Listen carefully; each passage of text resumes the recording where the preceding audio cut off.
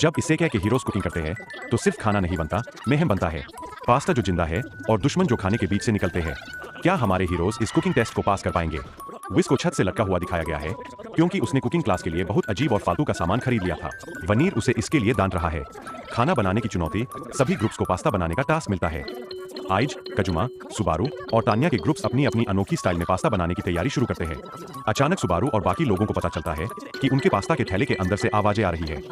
विज बताती है कि यह ताजा पास्ता है और यह अभी भी जिंदा है। इसेकाई के किरदारों के लिए यह सब आम बात है, लेकिन खाने के लिए यह काफी अजीब है। मेगुमिन अपना एक एक्सप्लोजन पास्ता बनाती है जो देखने में काफी अजीब और खतरनाक है।